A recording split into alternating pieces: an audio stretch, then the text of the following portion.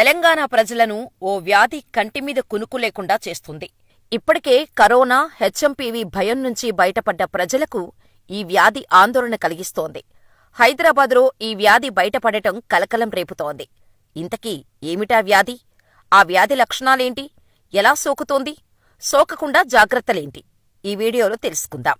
హైదరాబాద్ ప్రజలను వణికిస్తున్న వ్యాధి Guillain బారే syndrome, GBs.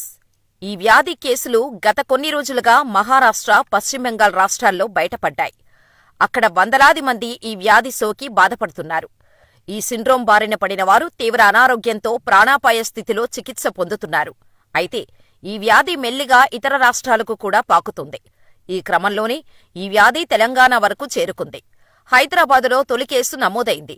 Siddipet మండలానికి చెందిన మహిళకు గులియన్ బారే సిండ్రోమ్ ఉన్నట్టుగా డాక్టర్లు నిర్ధారించారు. బాధితురాలు ఓ ప్రైవేట్ హాస్పిటల్లో వెంటిలేటర్పై చికిత్స పొందుతోంది. ఇప్పటికే మహారాష్ట్ర, పశ్చిమ బెంగాల్ రాష్ట్రాల్లో 100 వరకు జీబీఎస్ కేసులు నమోదయ్యాయి. గులియన్ బారే సిండ్రోమ్ చాలా ప్రాణాంతకమైనది.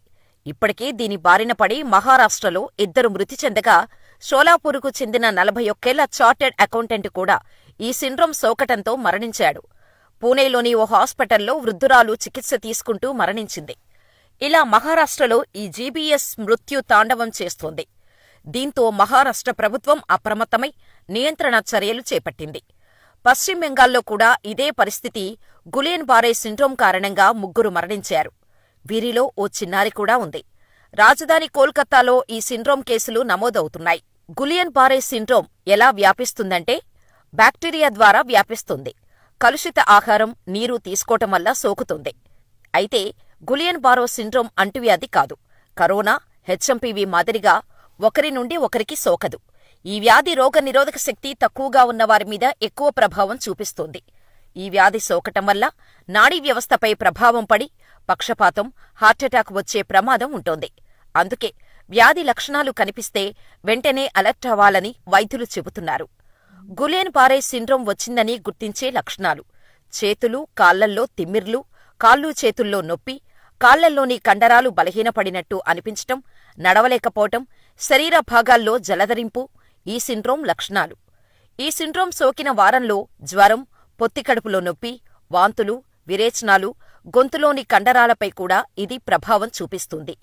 ఈ గులియన్ బారే సిండ్రోమ్ శ్వాస వ్యవస్థపై ఎక్కువగా ప్రభావం చూపుతుందని వైద్యులు చెబుతున్నారు. దీని కారణంగా శ్వాస కండరాలపై ఇది ఎక్కువగా ప్రభావం చూపిస్తుంది. దీనివల్ల ఈ వ్యాధి సోకినవారు ఊపిరి తీసుకోవటంతో ఇబ్బందులు ఎదుర్కొంటారు.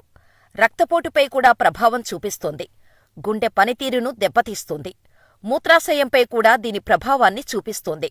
అయితే ఈ వ్యాధి గురించి అంతగా భయపడాల్సిన అవసరం లేదని వైద్యులు చెబుతున్నారు. ఈ వ్యాధికి ట్రీట్మెంట్ ఉంది కానీ ఆలస్యంగా ఆస్పత్రిలో చేరితే మాత్రం సమస్య తీవ్రం అవుతుందని అంటున్నారు. వ్యాధి సోకిన తొలి దశలోనే ఆస్పత్రిలో చేరితే 4 వారాల్లో కోలుకునే ఛాన్స్ ఉంటుందని చెబుతున్నారు. వ్యాధి ముదిరితే కోలుకోవటానికి దాదాపు 6 నెలలు పట్టొచ్చు. ఒక్కోసారి ప్రాణం కూడా పోతుందని, ఎవరిలోనైనా ఈ లక్షణాలు ఉంటే వెంటనే వైద్యులను సంప్రదించాలని సూచిస్తున్నారు. శరీరం తిమ్మిరిగా ఉంటూ నీళ్ల విరేచనాలు అవుతున్నవారు వెంటనే డాక్టర్ను కలవటం మేలు. త్వరగా ట్రీట్మెంట్ ప్రారంభిస్తే త్వరగా కోలుకునేందుకు వీలవుతుందని డాక్టర్లు చెబుతున్నారు. అసలు జీబీఎస్ బారిన పడకుండా ఉండాలంటే మంచినీరు ఎక్కువగా తాగటం, నీటిని వేడిచేసి గోరువెచ్చగా తాగటం మంచిదని వైద్యులు సూచిస్తున్నారు. మాంసం, చికెన్ వండుకునేటప్పుడు బాగా ఉడికించి 75 డిగ్రీల వేడిలో వండాలని చెబుతున్నారు.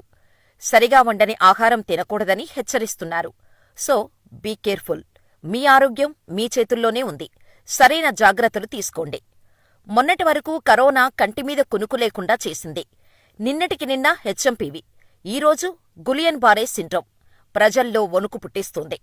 ఇలా ప్రపంచం చుట్టూ నిత్యం ఏదో ఒక వైరస్ దాడి చేయటం వల్ల ప్రజల్లో ఎప్పుడు ఏ వ్యాధి వస్తుందో తెలియక భయంతో బతుకుతున్నారు. 2020లో కరోనా మహమ్మారి ఎంతటి బీభత్సం సృష్టించిందో ఎవరూ మరిచిపోలేం. అంతగా డ్యామేజ్ చేసింది. చిన్న పెద్ద అనే తేడా లేకుండా దాదాపు 3 ఏళ్లు ప్రాణాలను అరచేతుల్లో పెట్టుకొని బ్రతికేలా చేసింది. ఇప్పుడు కొత్తగా గులియన్ బారే సిండ్రోమ్ ఎంట్రయ్యి ప్రజల్లో భయం పుట్టిస్తోంది. ఇది ఎంతకాలం దాని ప్రభావం చూపిస్తుందో చూడాలి.